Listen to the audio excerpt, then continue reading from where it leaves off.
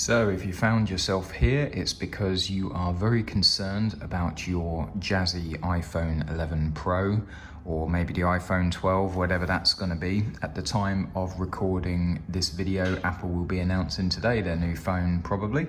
But we know there is an issue with the iPhone 11 and mounting it on a motorcycle. So I did a video showing my mounting of the SP Connect, and I know for a fact that my friend has a quad lock and his iPhone 11 Pro broke because of mounting it on his bike. It was the camera. Because of this new Fan Dabby Dozy 3-lens camera system, there are a lot of gyroscopes and accelerometers and all bits and bobs and doodads and knickknacks all inside the phone that basically don't like being vibrated at legal 70 miles an hour bouncing on your bike like this. Your phone does not like it. iPhone 10 and everything previous seems to be cool with it, but it's obviously breaking phones. Now my friend with his quad lock was very lucky. He went back into Apple and they replaced it for him free of charge under warranty. But those who have a phone for over 12 months won't be so lucky. So my particular brand is SP Connect. That's what I have on my bike and what I will be showing on this video for the installation, but they have been the first to market with an anti-vibration module. And what this does, according to the Gumph on their website, is reduce the vibrations by over 60%. Our friends over at Quadlock are still racing to get to the party. This is a preview of their anti-vibration dampener, which you cannot buy yet, but again, their site, similar to SP, is showing all the testing that they've done, trying to get this module out. So I bought one, and this video will be showing how easy it is to put on the bike. But at the end of the day, if you have a phone that is nearly £1,000 or $1,000 plus, then you might want to reconsider mounting it onto a bike. And if it's for sat nav, I've got a review on the Beeline Moto, which is an excellent alternative for sat nav.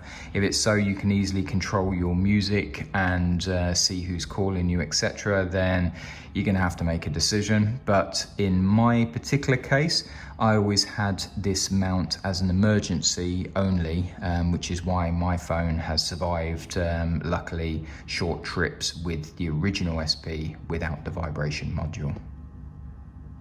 So really simple packaging in the box. You have the anti-vibration module. You have 2 screws and an Allen key to be able to fit it. Now, worth noting here, I used the long screw to start with, and what I didn't notice was when I was actually putting it on the bike, it was scratching a bit of metal that was on my bike. So do check the length of the screws before installing. Okay, and now onto the installation on the bike. I have the stem mount, so the anti-vibration module only works with the stem mount or the bar mount Pro currently, so bear that in mind when you're buying it, and you'll see more information on SP's website.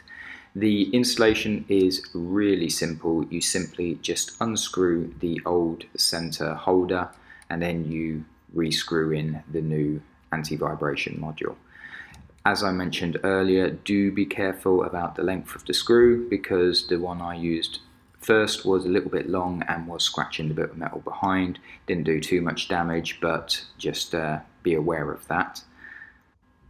So to judge the size difference here, you can see it's quite a lot larger than the previous grip that was on there.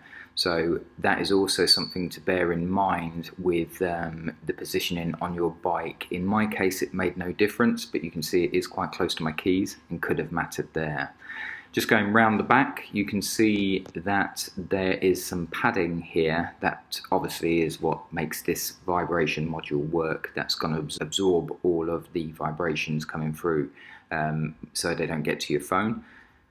But the operation is as before. Once it's on there, you just simply put your phone on, twist it to lock, and then it's locked in place. Really nice, simple, easy product. As always, I hope that helped everybody.